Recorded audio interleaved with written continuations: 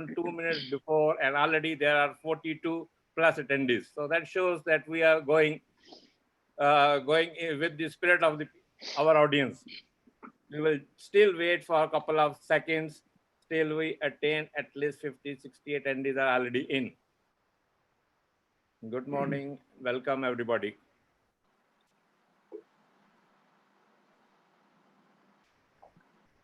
All those persons who have already joined the webinar, may I request them to adopt the chat mode. In the chat mode, they can start mentioning their actual name. Many people are having different name for display purpose, so they can give their actual name and their position or organization they belong to, because everybody in the webinar room is looking for actually information about the individual so that they can address you properly, they can address your questions properly. So I will request in the chat, everybody should indicate their actual title, organization, etc. We will certainly keep a watch on the chat box.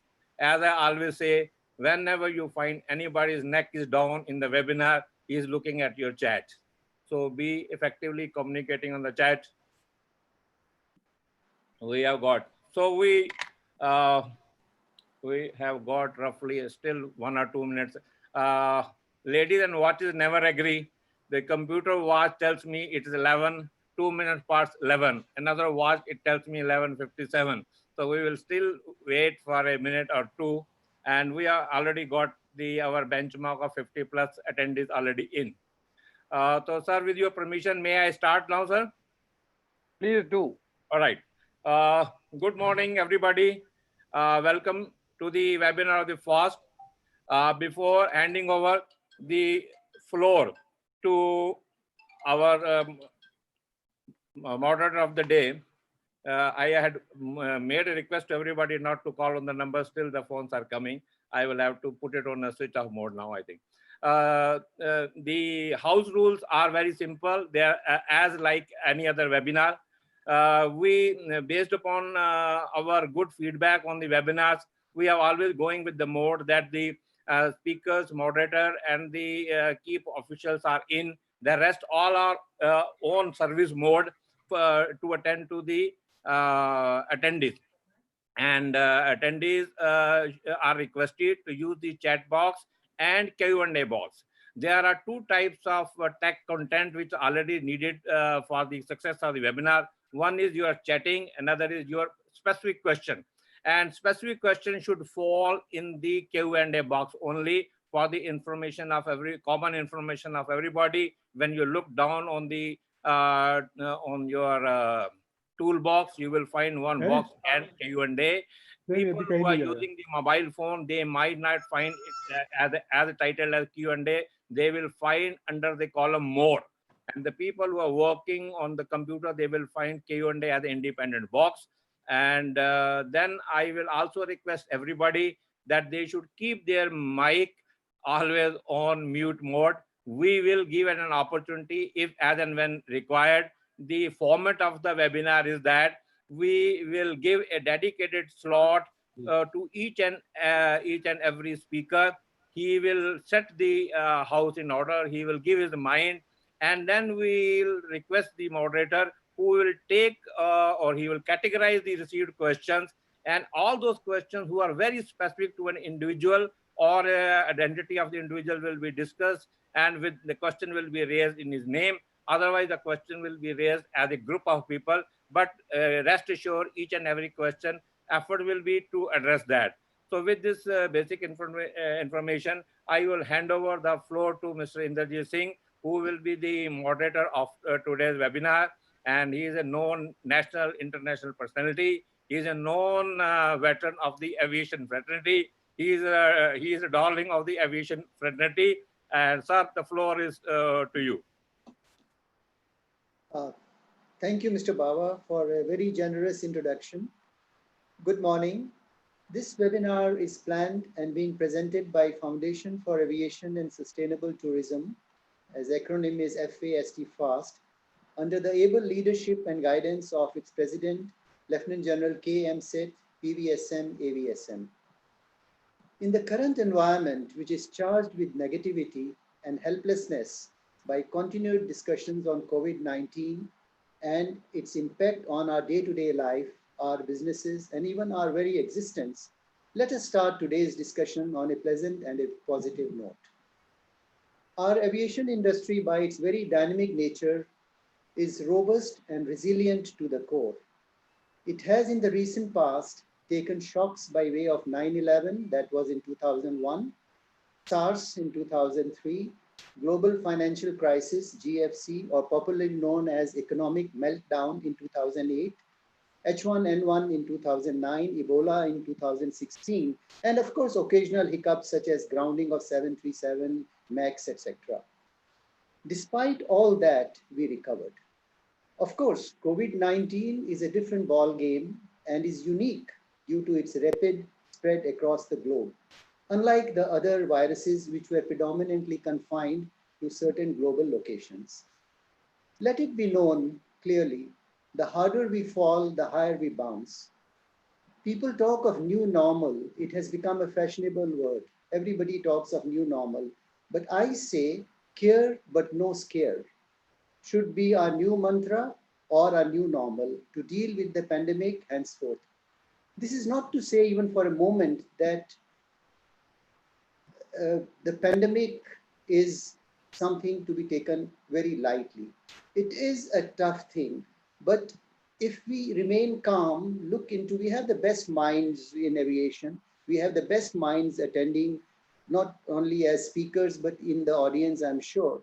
And if towards the end of it, even if our takeaway is that we agree on two or three good aspects that we can build into our aviation domain, both airlines, airports, even aircraft manufacturing, I think it would be worthwhile.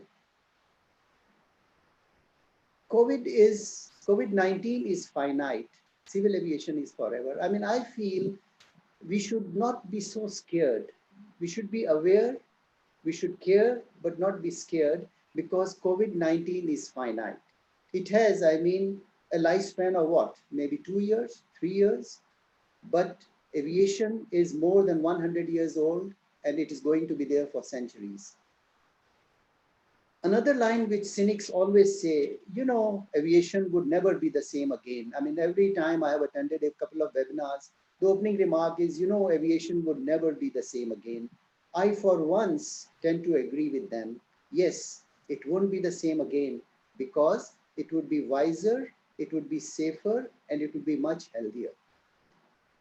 We have a set of three distinguished speakers. Each one of them have excelled in their respective domains to address on three crucial subjects raised by the Indian Finance Minister on 16th May, which we shall take up soon after the welcome address by General K.M. Seth, PVSM, AVSM, a highly decorated officer and a very highly regarded officer of the Indian Army, the former governor of the states of Tripura and Chhattisgarh, and the president of FAST. I mean, it is under his leadership and guidance that we've been able to set this seminar today, the webinar.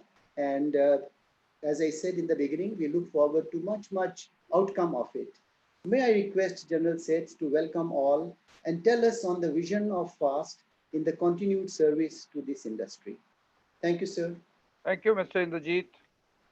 Good morning to everyone.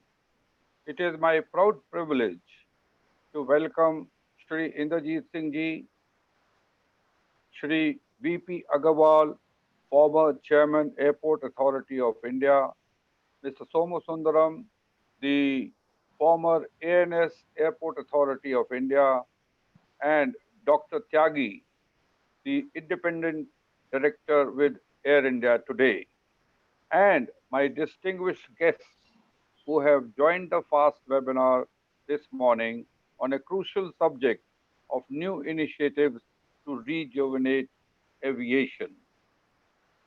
As Mr. Indrajit mentioned, the Honorable Finance Minister, while enunciating the details of the 20 lakh crore stimulus for the Indian economy, she mentioned three distinct things during her enunciation.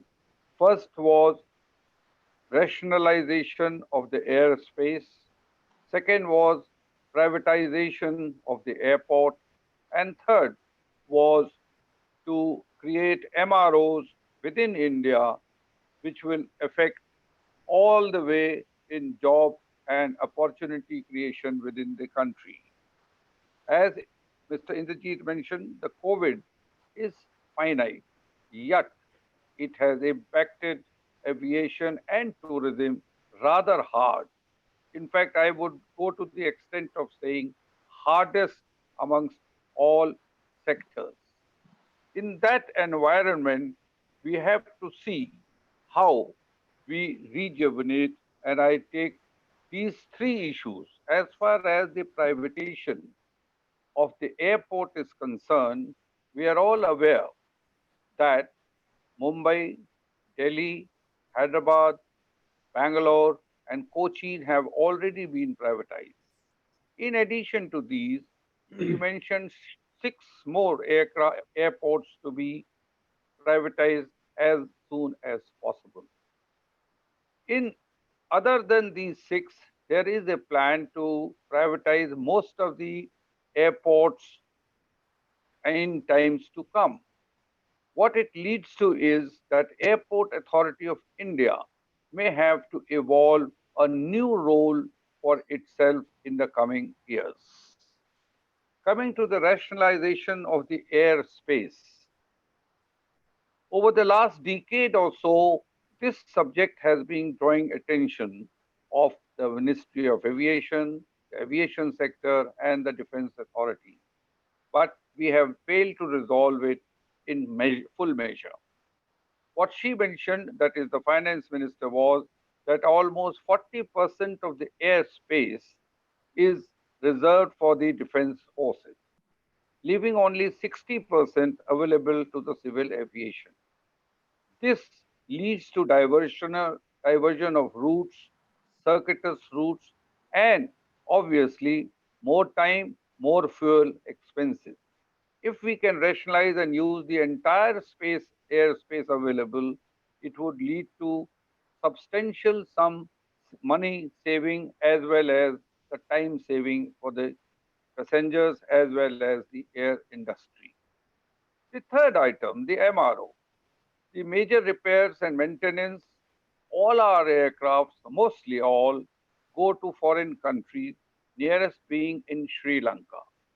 Now, this involves huge outgo of foreign exchange in addition to an additional 10 to 15% cost, which is extra when you get them serviced outside. We need to create MROs as fast as possible within our country, thereby not only saving the foreign exchange and creating a facility which will create a lot of jobs, employment, which will have a direct impact on the economy of the country. With these three things, for these the three things, we have expert set of panelists who will go over these subjects in detail to draw your attention to each and every nuance concerned with that. A word about the FAST, Foundation for Aviation and Sustainable Tourism, is a facilitator between the industry and the ministry. Not only that, we are ever willing to come to the aid or help any organization needing the experts which we have in our fold as life members to deliver whatever they want at just cost plus, no profits. And I would request the audience, as and when you need anything, do knock at the door of the fast. We will be ever willing to help you. With these words, I'll hand over to Mr. Inderjeet Singh, who you know is a renowned consultant in the aviation industry. He writes extremely well. Recently, his article has been published in the International Aviation magazine, which is the top magazine of aviation in the world. Not only this, he has been the director of the Indira Gandhi Airport, International Airport at Delhi, which is a very, very difficult assignment which he performed with distinction. With these words, I leave it to Mr. Indrajit to proceed with the webinar. Thank you. Uh, Thank you, General Kemsit, sir. Very kind of you to give these opening remarks and tell us what FAST stands for and what your vision is all about. We'll start the webinar with our speakers. Uh, the first speaker is Mr. VP Agrawal, former chairman of Airports Authority of India, and also now the vice president of this organization called FAST.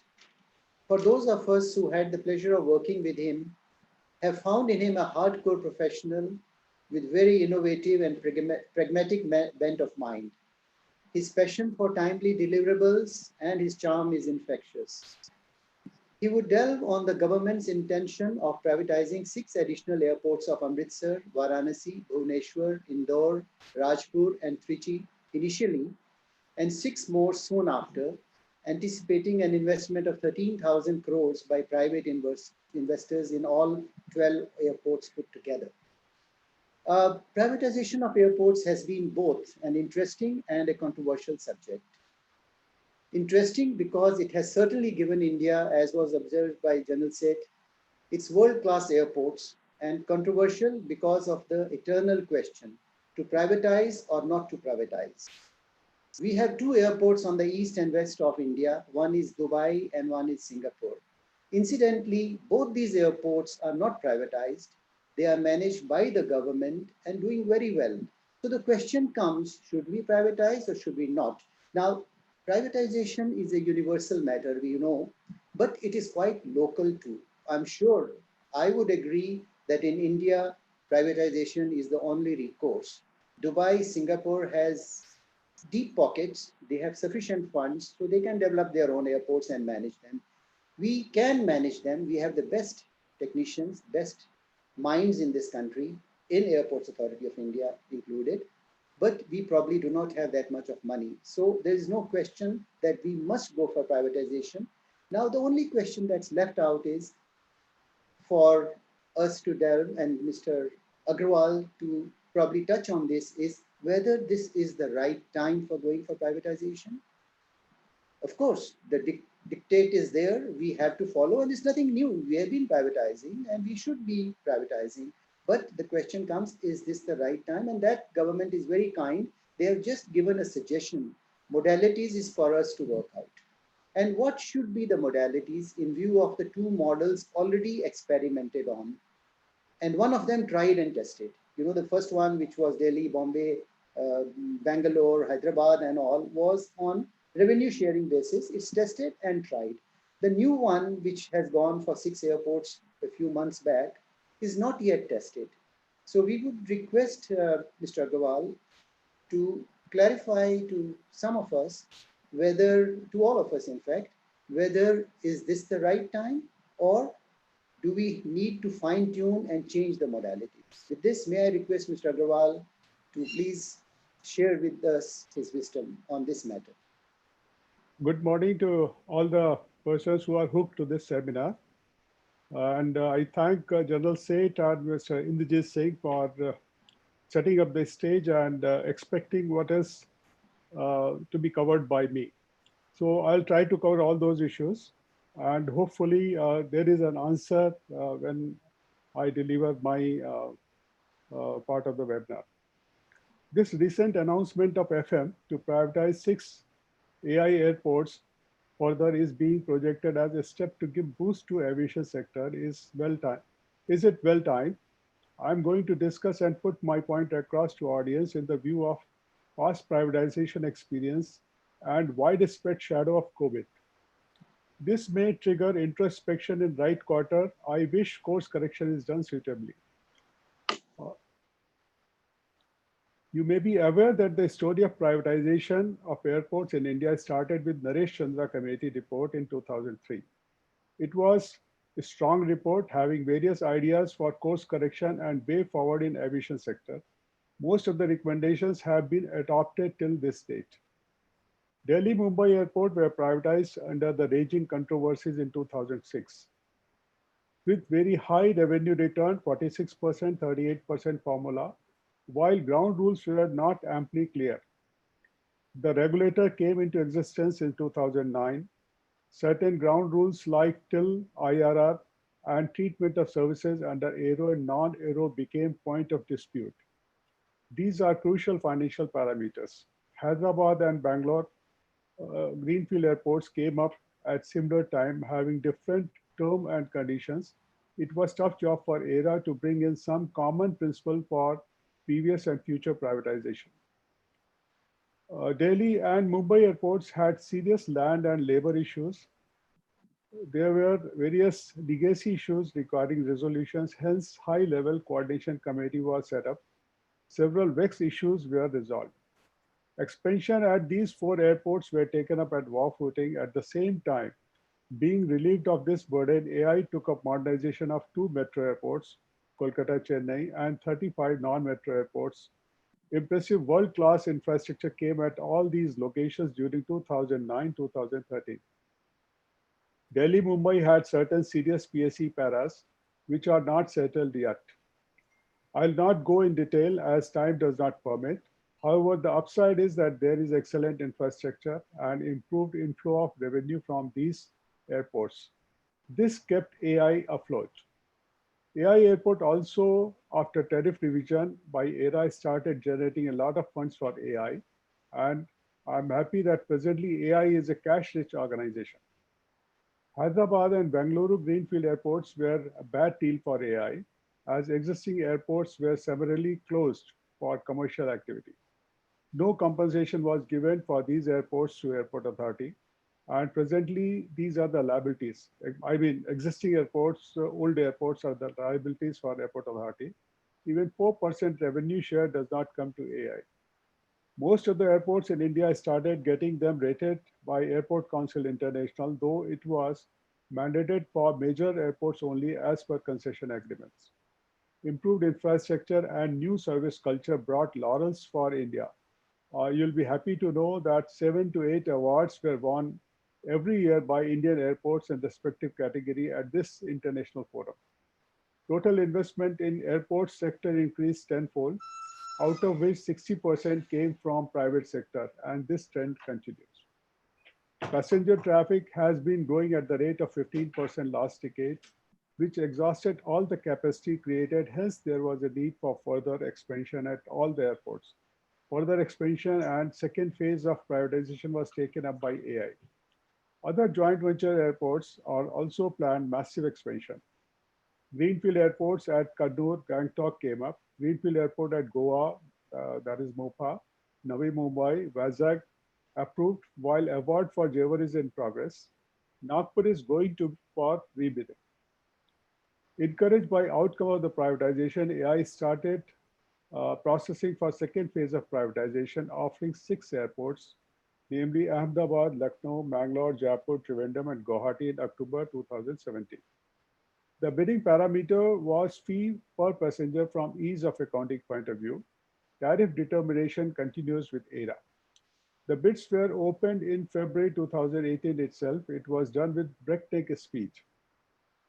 Adani Enterprise quoted very high bid, which were 20 to 30% higher than their nearest rival. Adani Group signed concession agreement on 14th July 2020. So, with target, no, that is something wrong. 14th July, I think April, it was April. With target date to take over on 12th of August 2020. Regarding Jaipur and Trivandrum, state governments had certain reservation, while there is a court case pending for Guwahati.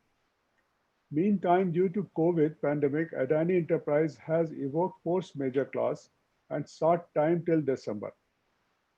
Formal decision is yet to be taken by AI. Dial and Mayal also evoked force majeure clause during pandemic. GVK has evoked for Navi Mumbai as well, and I am afraid Jewar will have similar fate if it is to be awarded now. Third phase of privatization of 6 airports, namely Amritsar, Varanasi, Bhubaneswar, Indore, Raipur, and Trichy, started by AI. AI board approved this in September 19, and formal cabinet approval is awaited. And this is what our FM has announced. Due to COVID-19 pandemic, aviation is thrown aviation in the negative swing, and Recovery may start in third quarter starting October 2020.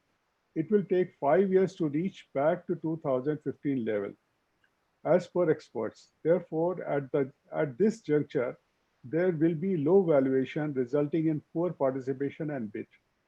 The purpose of establishing better revenue stream is bleak. There is overall grim economic scenario. All business houses are in distress and starved of cash. Foreign investors are also speculative in given situation. Only AI can take up large scale expansion and giving confidence of economic revival in the country. AI can even take up greenfield projects on nomination basis, forming JV with the state government as being done in case of Rajkot and Dholera. Greenfield new airports at Chennai and Pune are good investment opportunities as of now. These can be again privatized at appropriate stage, and AI can get funding from International Development Agency at nominal rate easily. This is the time to correct mistakes of the past. Kerala and Rajasthan government have expressed their strong reservation for privatization of Jaipur and Trivandrum airports respectively.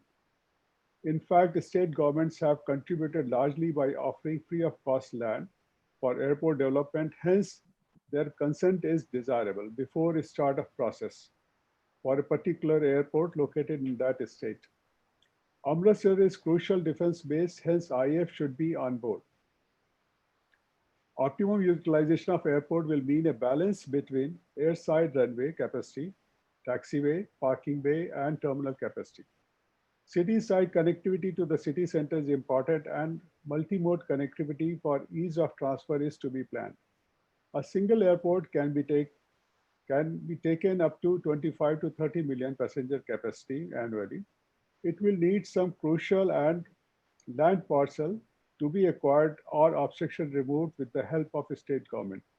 This may be done first, otherwise early saturation is imminent, necessitating another greenfield airport for the city. And typically, if you are aware, you can notice it happening at Ahmedabad and Lucknow. Private entity will not be able to do that later. A huge economic benefit to concerned cities involved if the capacity of the airport can be taken to 30 million instead of 5 million in most of the cases. Hence, privatization of particular airport is done only after securing land parcel necessary for operational purpose. Another recommendation is reduce lease period. Since these are the brownfield airports, they will reach their optimum capacity within next 15 years. In aviation, technological developments are very fast. Every 25 to 30 years period is considered long. Some contractual complications would also have cropped up in future. Hence, less than 30-year lease period is sensible for brownfield airports, in my opinion.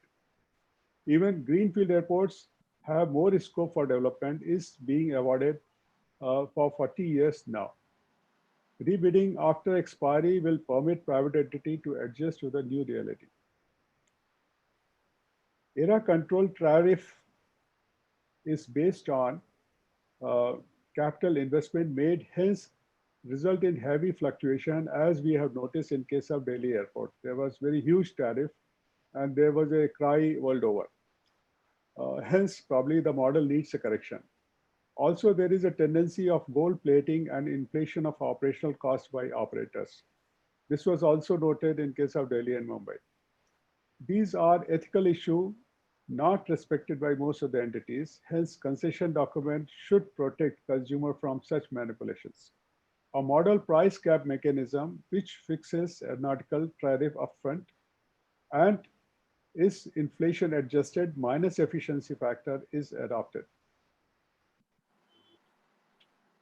Bidding parameter will be fee per passenger. ERA intervenes only if traffic variation is beyond a prescribed range due to some unforeseen situation like what is happening now.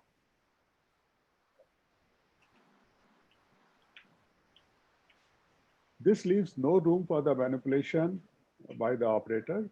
Fixing of these aeronautical charges has to go through a consultation process. for capital works, funds are required to be generated through operation only. The concession draft is available with the government. I am afraid that without specifying ultimate capacity of the airport and high quote for yield per passenger may discourage operator to increase throughput of passengers. He may continue to keep the throughput lower throughput. They may concentrate more on spend per passenger rather. Last time, avoidable haste was shown in completing the process. Even certain information was not available with AI. Various bidders were groping in the dark. In absence of complete information, there will be a cautious or wrong bid. Transparency is also a question in such situation. All the records are kept ready before process starts. In nutshell, this is not the right time to run the process while chips are low. AI may complete the process for second phase first. During this period, AI may secure land required for expansion so that airport capacity can be taken to optimum level. Take state governments on board. Do not slow down expansion wherever required. Utilize this time to build more infrastructure and be future ready. Reverse migration has happened to smaller cities due to COVID. Hence, there will be a demand for second and third tier cities. This time should also be used for touch-free process at airport and ensure safety of passengers so that they regain confidence for this mode of transport and bounce back with vigor. I'll sum up by saying, mend the net while the sea is rough and wait for sea to settle down and then you can go to the sea. There is a question, why at all we should go for privatization? What is the logic? These airports these airports are individually doing wonderfully well from service point of view. Revenue streams are also established and they have a strong management team for airport operations. Safety records are excellent. System of passenger redressal is functioning well. AI overall has sound financial position. It seems response of second privatization tempted AI to have some extra revenue further and offload capital commitment so that AI may focus further for the development of three-tier airports. Hence, it is necessary we complete the second phase of privatization process, which is yet to happen. All the 6 airports are to be yet to be given. Another question is why private entities able to generate higher non-aeronautical revenue compared to AI? AI is bound by procedures for commercial activities, while most of the commercial business is offer-based. There is also a fear of CVC, CAG, CBI, and besides political intervention, as everybody knows. The officers are scared the moment decision is little bit in gray area. Besides this, there are frequent litigation before award and post-award. While private entity in general are insulated of it. Their sole aim is to make money for the company. Even at the times, they resort to exploitation of their customer by charging absurd rates for non-aeronautical services. AI cannot match this. Hence, there is a gap in generation of non-aeronautical revenue will remain. Though AI is able to create infrastructure at a lower cost, but that does not get appreciation from any quarter. The salary structure AI is also skewed towards class C and D employees, resulting in higher costs for certain activity. This makes AI less competitive from functional point of view. So there is a big question whether to go for privatization or not to go for privatization, or AI should remain as one of the leveler in the field and keep on giving competition to private operators. This is a big question, but anyway, we have to go by the government decisions and probably third phase, fourth phase will go on.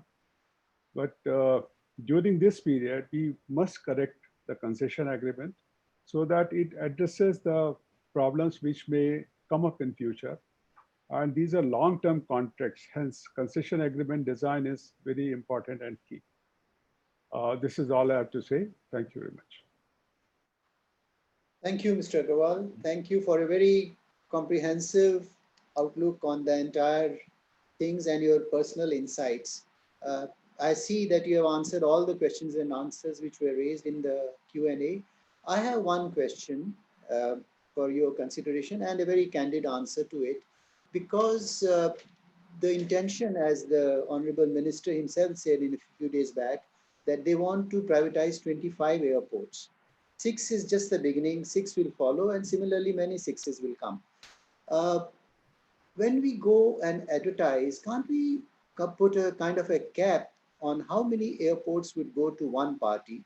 Because these days, let's say somebody gets four or somebody gets three or five, depending on what kind of bids they give. Should we put all our eggs in one basket? You know, uh, going bankrupt these days is more of a norm than an exception. It's become a rule. I mean, we've seen all over the world large companies calling bankruptcy.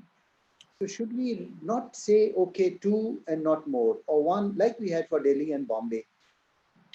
We didn't give both to Yes. one. We gave one to another one. Of course, there was one fault in that we did not reserve whom to be given one.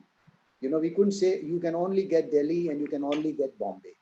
So that was a kind of a fault which we realize now, that it should not be left to them, that they should choose. It's for us to decide who should be where.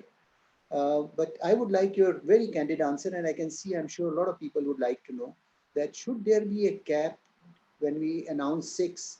Should we say not more than two for one person or not more than one for one person? Your question is absolutely right, Indeed. Uh, as you know, airports are a monopoly by itself. So till airport authority was there, it was a government monopoly, and now it is a question of private monopoly, what is going to happen.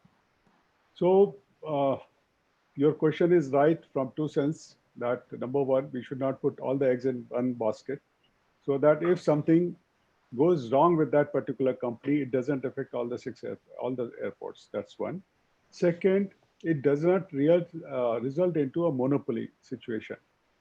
If monopoly situation happens, then probably we'll not be getting a fair deal for our passengers.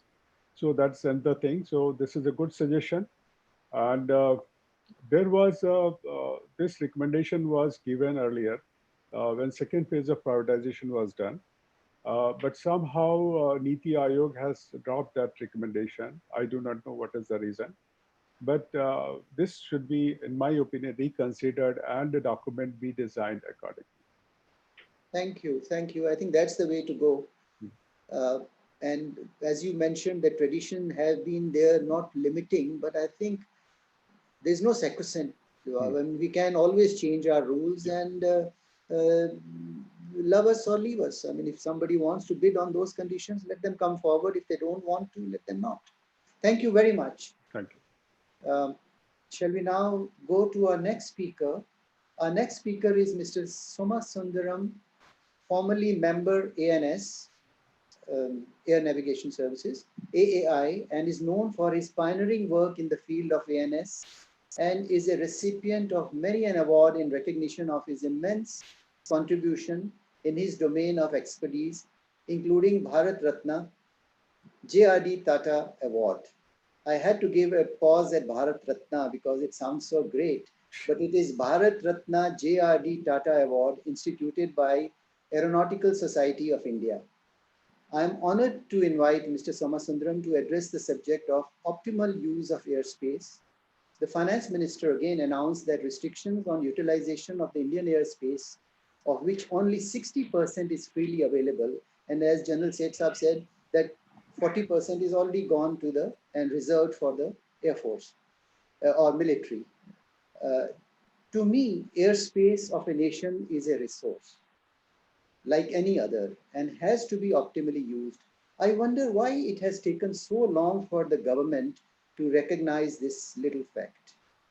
So, Mr. Somasundaram, we look forward to a very interesting subject details from you, which is not so much available generally speaking. Thank you very much. Thank you, Mr. Indrajit, for nice introduction. And good afternoon to everyone. And thanks for the opportunity to speak on the impact of COVID-19 and how the ATC and the airspace management can support the airlines and airports to recover from the impact and sustain the operations to reach pre-COVID-19 level traffic. COVID-19 impact on global aviation is very devastating. The industry is in the verge of collapse. It is sad that even many big brand airlines have declared bankruptcy and closed down their operations. There is a huge economic impact for the states, revenue loss to operators and stakeholders, job loss to professionals and daily wagers, loss of livelihood for millions of casual workers, which is beyond visualization. More than 100 years of aviation history has not witnessed, if I'm not wrong, such a cruel phase, though there have been occasional ups and downs. The big question, genuinely so, is in everyone's mind is there any hope for quick revival? Will there be any light at the end of the tunnel to regain the growth and economic recovery? The impact of the killer monster, COVID-19, can be addressed only through a consolidated effort from every stakeholders, each and every individual directly or indirectly connected with the industry, and working together with a clear and well-calibrated strategy. Certainly, it is a severe turbulence that shook the industry, but there is certainly hope that the industry will emerge strongly with robust growth very sooner. The impact of COVID-19 is such that the recovery and the revival of the industry would largely depend on confidence level of the traveling public, their comfort level, adopting to the new normal at airport check-in process and cabin practices, and strategy of corporate companies and business houses in reverting their work pattern of work from home to work at office, and the airline's ability to minimize their cost of operations and offering a competitive and affordable price for the traveling public. The industry already undergoing severe strain, we all know, and the recovery is expected very, very slow. So the stakeholders should take this opportunity to revisit their plans and strategy, identify the areas of weakness and concerns, and redevelop a revised strategy to build a system robust enough that would provide adequate safeguards, both technologically and economically, to face such exigencies of pandemics and unforeseen circumstances with a short-term and long-term perspective for the industry as a whole, so that the industry do not succumb to such situations in future. The Civil Aviation Recovery Task Force, popularly called as CART, C-A-R-T, CART, of ICAO, in its report, has highlighted 10 key principles based on which the stakeholders are required to implement appropriate measures to address the challenges of COVID-19. I just touch upon those few things, and we will subsequently discuss those points. Just a minute.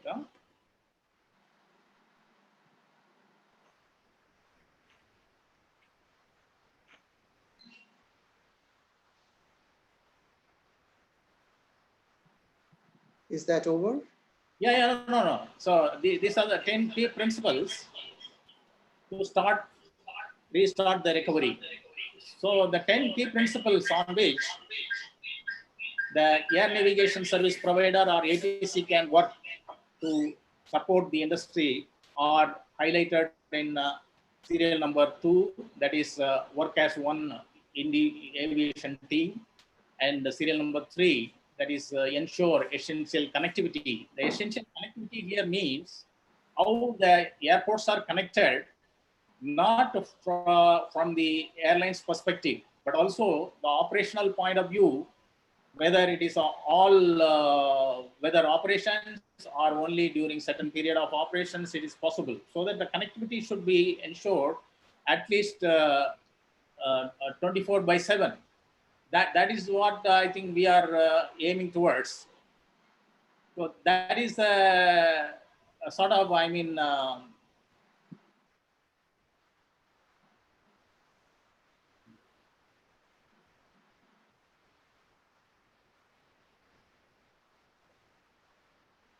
so the next is serial number 6, that is how to strengthen the public confidence for undertaking air travel. And the serial number 9, that is to ensure the sustainability of operations. And at the serial number 10, that is how do we learn lessons based on this COVID-19 experiment and experience, and how to improve the resilience of the industry. So this is, the key principles on which the ATC and the air navigation service can work, so that the industry can be supported. So the airlines and the airport and the ATC, these are the three key entities in making the air traffic and transport safe, secured, and timely. The airports and airlines are the frontline service providers. They are already taking extra efforts to implement appropriate health measures and facilitation to win confidence of the passengers for air travel. Whereas ATC doing its functions or performing its background, but they are equally playing a very critical role in supporting airports and airlines to ensure safe flight to passengers without delay or diversions, avoiding any inconvenience to the passengers, especially during this COVID-19 situation. So even though the ATC perform its role behind the screen, their contribution is very, very vital for making the passengers comfortable for undertaking air travel. So I would like to restrict my focus specific to India and on how the Indian ATC can support the airlines and the airports to increase the airport and the aircraft, increase the airport and aircraft movements and passenger movements, so that cost savings can be achieved and the airlines can survive, especially in terms of fuel savings and time saving. That is the only way the airlines can survive at this stage. Otherwise, the cost of operation is very high as it is now, especially under these circumstances, it is beyond comprehension. So at this point, I would like to highlight the government's directive that, as General Seth highlighted, that the finance minister has announced that the airspace should be optimally utilized, so that there will be a huge amount of saving to the tune of 1,000 crores to the airlines annually if we are able to operate with optimum capacity and optimum efficiency through the airspace available as a finite resource, which cannot be restricted for certain particular stakeholder or entities. So a comprehensive manual on flexible use of airspace is approved by government, provide a regulatory framework. You can see on the screen the flexible use of airspace manual is the regulatory framework, and which is highlighting the civil and military coordination requirements, how these two major shareholders of the airspace can work together without compromising their own requirements or without losing their prominence. And these civil military coordination guidelines and the procedures highlight how we can make use of this airspace very, very efficiently. So the concept of flexible use of airspace is based on the principle that airspace is one continuum. Nobody can claim it is civil or military, but certainly everybody's genuine requirements will have to be accommodated legitimately. So the under this flexible use of airspace concept, as highlighted earlier, last 10 years I have witnessed a lot of deliberations between civil and military authorities, and a lot of route optimization has been undertaken, and which have provided a lot of, benefits to the airlines, both in terms of fuel consumption reduction and also the emission reduction, as well as flying time reductions. So this 1,000 crore is very modest, as there is huge operational benefits and cost savings to all stakeholders in terms of fuel and time and emission reduction, and above all, the happy passengers flying amidst COVID-19 threat. So here, the airspace management is the key enabler to achieve the key objectives of safety, efficiency, capacity, and orderly flow of traffic through the airspace. So airspace management is truly an art that requires a creative mind and innovative approach so as to design the airspace sectors and construct the airways based on the user requirements, traffic pattern through the airspace, and the density of the traffic, and conflict management based on the traffic convergence or conflicting situations. So due consideration is given to current and proposed communication, navigation, and surveillance infrastructure, which you see on the screen. The infrastructure requirement is we need extensive communication network and the navigational capabilities, both ground-based facilities like DVR, ILS, and also the space-based facilities such as global navigation surveillance, satellite system, and GPS. And the surveillance equipments or facilities such as radars, ADS-B, they are all the surveillance equipments which provide the airspace situation very clearly and concisely to the controllers so that they can handle the traffic very efficiently. And of course, the ATC systems, automation systems supporting the controllers, resolution tools and alerts, etc. And above all, the air traffic flow management system, which Airport Authority has introduced recently, provides a mechanism or tool to optimize the capacity versus balance so that undue delay either on ground or in the air is avoided, so that the optimum efficiency is achieved and there is no delay or diversion takes place. So the airlines and the avionics in the recent times have evolved that the aircraft are able to navigate to the required level of accuracy through the use of GNSS system without relying on ground-based systems, and also the broadcasting on its own without pilot intervention. Their position derived from the GPS to the ground stations, and based on which the continuous surveillance coverage is available to the controller. So such technological advancements have enabled air traffic controllers to improve their service level. Adopted and implemented many such new technologies, air traffic flow management, flexible use of airspace, etc., that helps the controllers to achieve efficient airspace management. The extensive infrastructure, therefore, should be exploited to the maximum potential, and the Indian controllers are one of the finest air traffic control professionals who have demonstrated their skills and expertise under challenging conditions to manage and foster the air traffic growth on many such occasions earlier. So they are already demonstrating their commitment, working under tough conditions during this COVID-19 situation, and rendering their services round the clock, guarding the airspace. They would continue to extend their support to the airlines to sustain their operations.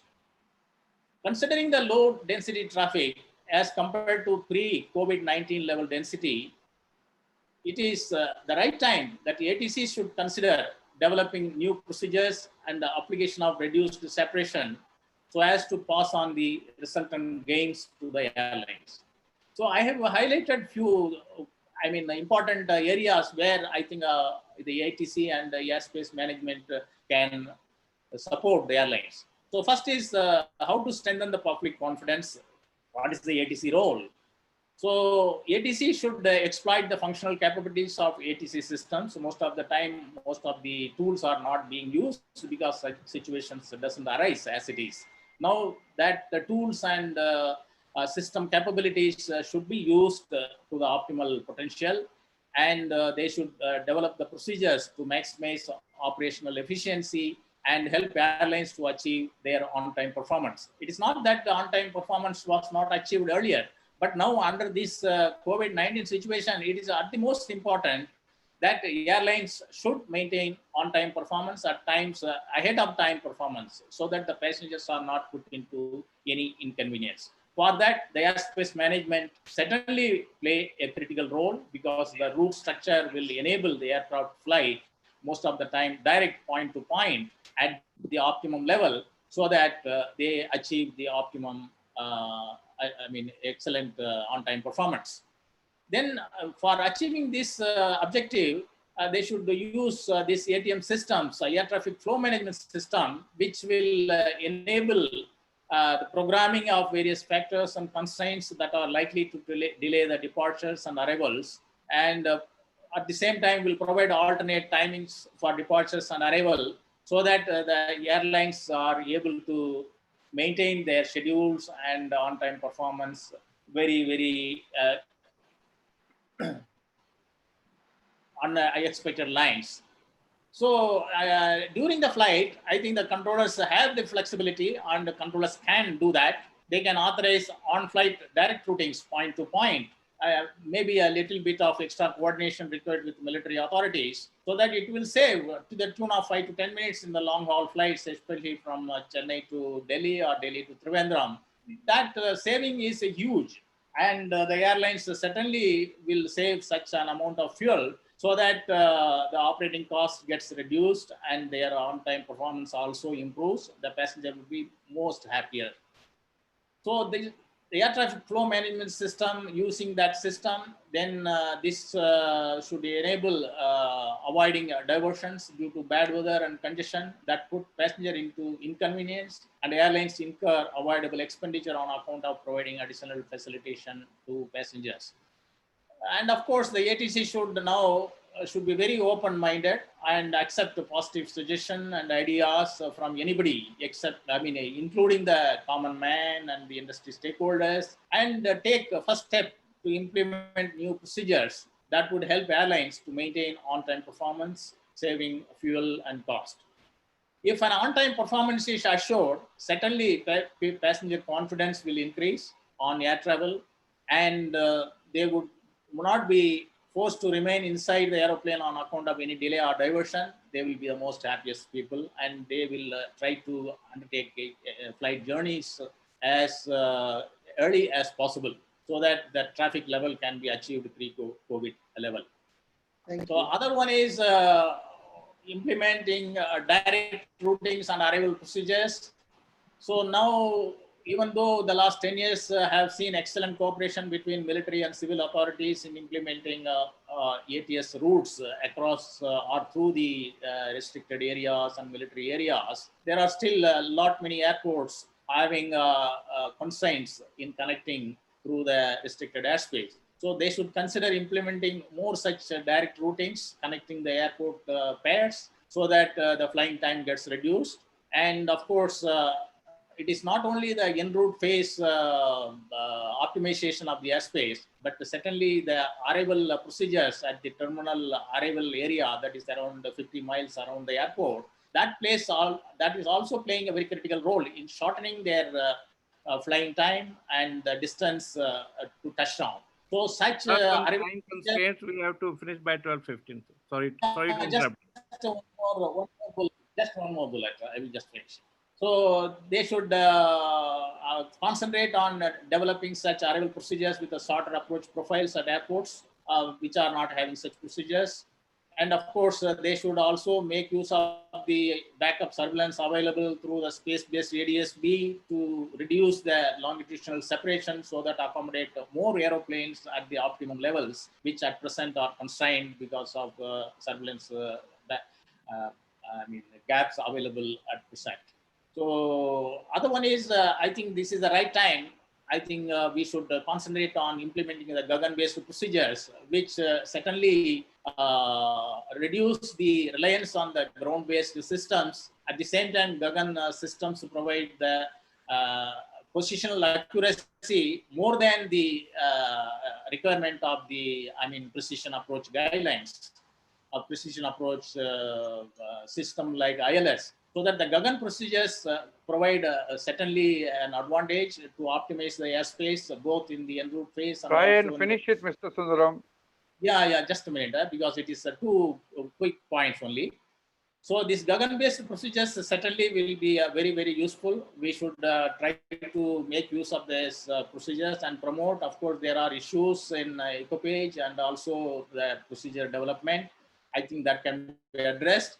And next one is helicopters again, using the Gagan signals. The helicopter operation can be, extended to remote areas, hilly terrains where at present IFR operations are not allowed and night operations are not allowed. So certainly Gagan signals will help in improving this connectivity, this Thank you very terms. much. So finally, only one point, the last bullet coming, that is government has already, the airport authority has already set up an R&D establishment for the civil aviation. So this R&D should now focus on developing indigenous technology and procedures so that we achieve self-reliance and we are not less than any other, technologically advanced countries, and we can show that we are equally better than anybody else. So the self-reliance is the key. So the airspace management, ATC, certainly will rise to the occasion and prove that they can help airlines and the airports for achieving the, recover the traffic levels, pre-COVID level, and Thank you, Mr. beyond Sundaram. growth. So Thank thank you you very very much for this. Thanks. Please go to the next panelist. Yes, please. Yes, thank you very much, Mr. Sundaram. I think it was a very good, exhaustive report on the happenings. Only for shortage of time, we like to now switch over to the next speaker. May I request Mr. Somasundar to switch off the screen share mode, please? Right. Thank you. Thank you, sir. Mr. Somasundram, there was one very good point that you raised was that when you said about 10 key principles, the sixth principle was instilling confidence in people for traveling back. I think that's a very, very significant point, which probably we missed in the beginning, and you highlighted it because I have so many questions related to this topic about when would passengers get or the travelers get courage to get back to skies. And I have several questions, but I can quote one from Ms. Preeti Dalal, which No, don't have any questions. Let's go to next panelist, please. Okay. Anyway, it's a great thing that we instill confidence amongst our travelers by way of demonstrating gadgets, procedures, and procedures. Our next speaker is Mr. R.K. Tyagi, former chairman and managing director of HAL and now independent director, Air India Limited. He has very rich background and in leadership positions with some top organizations like ONGC, Pawan Hans, etc. Sir, we can skip with the introduction. Okay. I can straightway come to the top. All right. So it is in the spirit of what was discussed earlier. You would tell us on how MRO services can be geared up in India. Air India is already, I'm told, have a very good setup of MRO business. But you, with your exposure to MRO on one side and being with Air India, you would know how best we can exploit that talent which we already possess in India. And one more point I want to say is that Singapore, as you know, the per capita or their investment in GDP or the contribution in GDP is very high through aviation, and 75% of that comes purely from MRO, which only shows how much scope of MRO we could possibly have in India. Excellent. Thank you very much, sir. And it is a great pleasure to be coordinated by a university senior like you, who is an authority in civil aviation. And also compliments to the leadership of General Seth Saab that last 2 months, this is the third webinar which from the past AVs we are doing. And of course, Mr. Agarwal, Mr. Somasundaram, they all have been making great contributions. And it is a pleasure to talk to me at the end of 70 minutes in a 60 minutes webinar, a time when people start having trouble with their batteries, power packs, and other things. But nevertheless, I'll try to confine my comments in MRO in 10 minutes. But before that, three national issues. Number one, airport privatization, whether it is good or bad. Privatizations are never bad, but the way they are implemented, they are bad. See what happens. Last 10 years, I have been a bitter critic of this highest bidder approach. This was done in coal sector, it was finished. It was done in power sector, the wind and solar, that got finished. It got implemented in telecom sector, and you know what is happening. The sector is reeling under losses of 1,70,000. What happens is that who suffers? It will be, if you privatize airlines, airports, it will be the general people, the travelers who will suffer because they will pay through their nose. And if the investor is not able to pay, it is the banks who will pay. Staggering losses of lakhs of crores, and it is basically the banks and the poor man of the country who ultimately suffers. So if you want to do privatization, who will do it? Airport Authority of India. And how they will do it? 14,000 crore turnover, 4,000 crore every year just without doing anything revenue sharing from Bombay and Delhi. It is a time when we should also know that as a country, there are 8 lakh crore rupees of Indian banks who are parked with the Reserve Bank of India, and they do not know what to do with this money. Mr. S.K. Jha is one of the independent directors and participant in this meet. He will vouch that probably this is the time when Airport Authority India should become offensive, should take bonds from these banks and start investing into the airport infrastructure. It's not a time when private equity will come. Third thing, as a country, it is a bad approach that you make one airport and close other airport.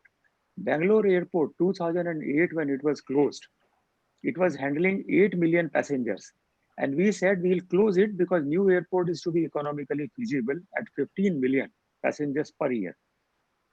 Today it is 30 million passengers. Now, whom are we helping? World over, the countries take proud in saying that we have to, abhi pani mat mango, abhi 2-3 point aur bhi hai. Which country in the world can afford to close the airports because new airports have come? Only we can do it in India. Number 3, coming to air routes. Last 10 years, we as Indians have been debating the issue. We have to optimize it. Honorable Finance Minister says 1,000 crore per year we are losing. To me, it appears it is 3 lakh crore worth of currency notes being burned every day. And we Indians, even her announcement is now 1 month old. Why as we Indians cannot take a resolve that it will be implemented by 18th of July this year and save this 3 crore whenever the airlines come back to this profession. Now coming to MROs. I had a long association with MROs. As Chairman Pavan's Helicopters, we handled the biggest helicopter MRO of the country. Then went to HAL and we steered the biggest defense MRO of the country. And now in Air India, I am seeing the biggest civil MRO in aerospace in airlines in India. MROs, we are a 70-year-old industry. And in 70 years, what did we achieve? The MRO turnover world over is $82 billion, and we as Indians handle less than 1% of it. And out of the, sorry, we don't handle, that pertains to us. Out of this 6,000 crore of size of Indian MRO, we as Indians hold only 10% of it. And we are 70 years old. Now, coming to the present issues. MRO industry, if we talk of last 3 months, yes, they have suffered because no payments have been coming to MRO since January 2020. Airlines normally have a gap of 2 to 3 months for payments. At present, because of cargo and general aviation, some 20% activity has started, but unfortunately, it is a sector where no work from home luxury is available. So MROs right now are under difficulties. And keeping this in view, on 18th of April, just 2 months back, we from Federation of Indian Chamber of Commerce, we presented a paper to the finance minister and we said MRO is one industry Where you are talking of Atmanirbhar, there is one industry where India can be first to become Atmanirbhar.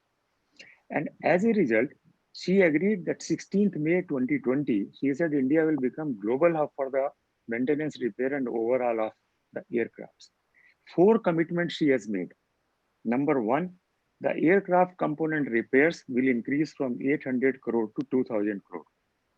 She also promised that major engine manufacturers will come and set up their repair facilities in India. And third promise she made was that there will be a convergence between defense sector and the civil MRO sector to establish the economies of the scale. These are the now 3 commitments which are there on behalf of finance minister of the country and which have to take place. That means MRO as a industry will have a very bright future indeed in the times to come, the moment airlines come to their normal steam. 2 kind of issues, MROs, short term and long term.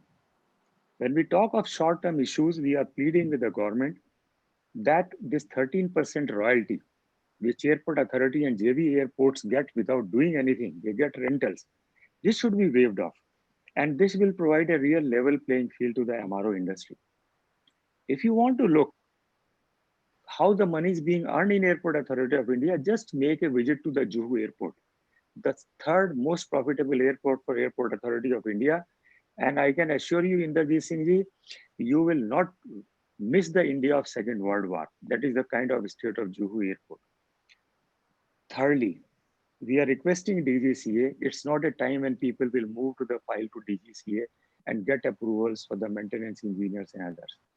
It's a time when DGCA should, they have done good effort, but they need to make more efforts in terms of digital certifications and digital enabling of the MRO sector. FAA and EASA certification. It's a place where DGCA can play a very, very enabling role. This is as far as the short time is concerned. MRO industry ultimately will come out as a sunrise industry. A lot of potential will be there to be Atmanirbhar, for self-employment, for technology employment. But 5 things we need to do. Number 1, HAL deals with a military MRO with a turnover of 6,000 crore per year. They are a manufacturing company. They have got no business to be in the maintenance. It's a time when 50% of their MRO business should be given to the private sector. Number 1. Number 2, base repair depots of Indian Air Force. Some 10,000 crore budget, thousands of the people. Base repair depots were created 50 years back when there was no Indian industry. Now there are good MROs like Airworks, Max, VG, Hyderabad, Chokol, Inmar, etc. They have capabilities. It's a time when we should take a definite call that Indian Air Force will offload 50% of their routine maintenance job to the MROs in the country, and it is possible. World over, every Air Force does it. Our AIF has also to take a lead in this. Foreign OEMs. It will be their intention not to really encourage India to have MROs. I have been seeing Air India engineering services last 3 years. They have difficulties on, there are no very heavy license fees, test programs, proprietary tools, there's a difficulty. And on very small pretext, the EASA certification of airport, this Air India engineering was taken away.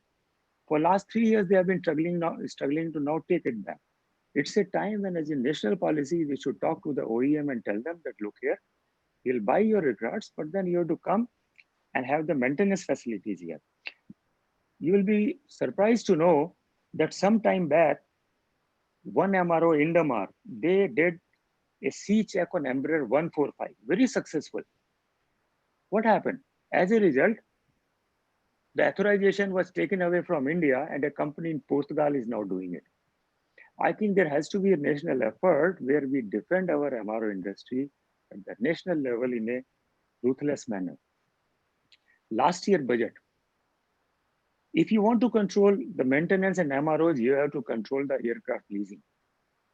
Audience will recall last budget, finance minister had announced that we'll go for an aircraft leasing financial company so that we can force, like Malaysia, that all the Indian aircrafts will be essentially maintained in India. I think it's a time when we should go for this leasing company at the earliest. I respect General Seth Saab. At 80 years of young age, he is steering so many national causes. One more national cause, sir, which you have to steer now for next 10 years is we have What a wish. 622 we have 622 aircrafts. The foreign OEMs very gladly and proudly say in our seminars that next 10 years they will be delivering one aircraft every week to India.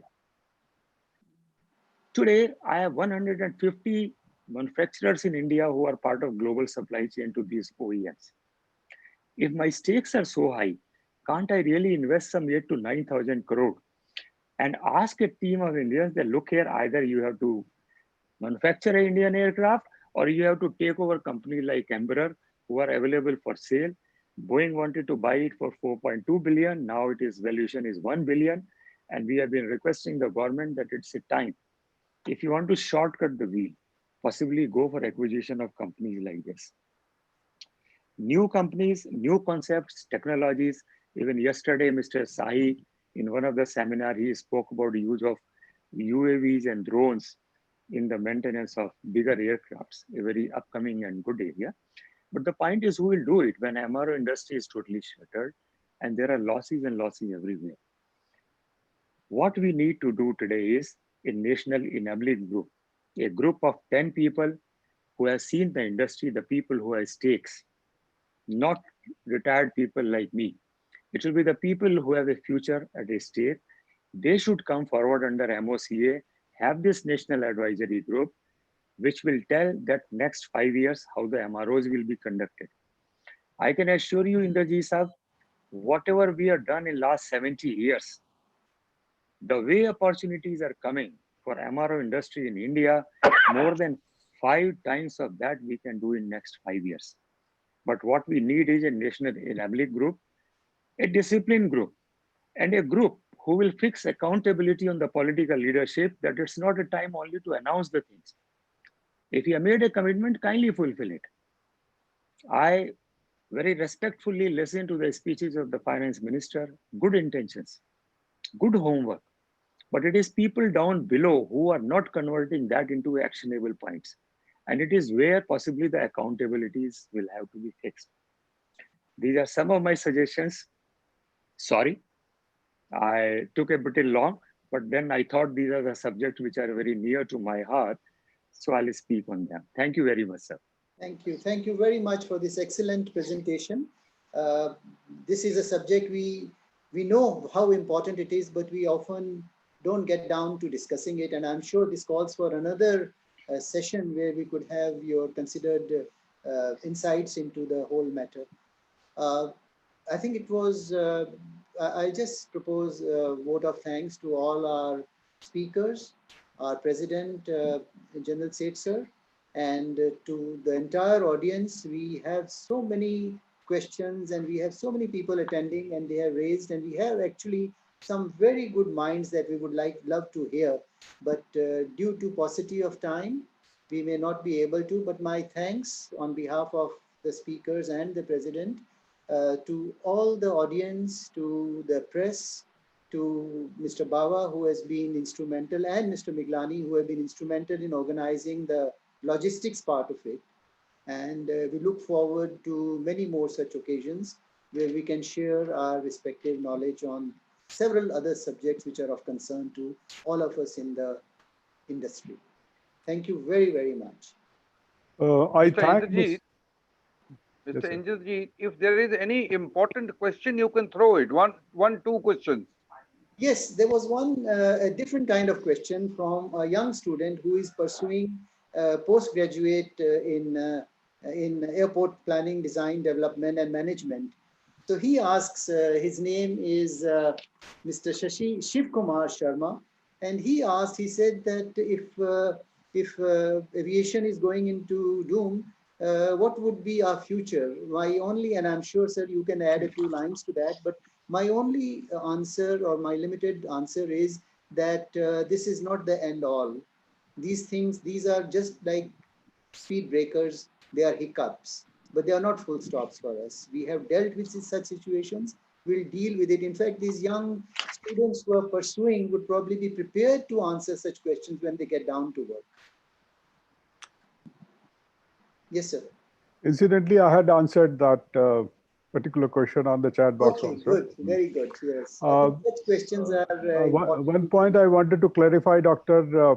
Tyagi, since he mentioned about Juhu Airport, that we have been charging the royalty as a traditionally it was being charged, and there was a provision in the manual. But now, as per current Government of India policy, civil aviation policy, this royalty is taken out. So probably all the airports will be going without the royalty in future for future tenders. Agrawal Sahab, Juhu Airport is the costliest airport of the world today. Repeat, costliest airport of the world with hangars of Second World War vintage. And operators are helpless to be there because they have nowhere else to go. And this is the situation. See, Airport Authority of India has bigger responsibilities. You cannot be exploiter of the situation, especially at a time when smaller operators are really suffering. My earnest request to Airport Authority of India is think big, do big. We have a lot many good things to do. Just rent seeking is not the area where AI should concentrate. This is my only humble submission. Help the operators. They are getting extinguished every day. Juhu Airport, I will request fast. You should make a visit to Juhu Airport and see the condition of operators there. And you will be surprised. It is pathetic. So anyway, this is not a time for public debate, but my only request is that. Yeah, thank you, sir. So with permission from all of you, maybe we close the webinar for today. It's been good going, and we look forward to many such occasions. I'd like to thank Indrajit Singh, who is incidentally my 4-year senior to me from my institute, University of Roorkee. And Mr. Tyagi, he is also 2 years senior to me. So incidentally, in this webinar, there are 3 persons from IIT Roorkee. They are doing it. So cheers. Thank you. Thank you. Thank you. Thank you, everyone. Thank you. Thank you. Right, thank you, sir, thank you, for sir. your Good day, leadership. sir. Thank you. Right. Thank you very much. Thank you, everybody. And thank you to all the participants. Thank you, all the delegates. We have taken note of all the questions. Rest assured, they are all being passed on to the right persons.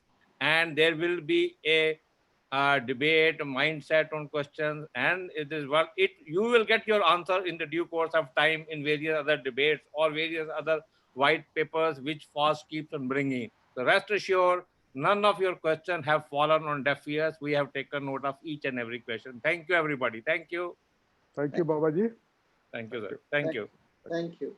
Right. May I request Gaurav to please keep it on for 1 minute for anybody to record the chat, then we will switch off. Thank you. Thank you, everybody. Babaji, I have answered certain questions on the chat itself. You can go scroll through. Yes, sir. Okay, you can do it, sir. Right. Something need further clarifications, we'll do it if something is missed out. I think 1 or 2 questions were related to MRO.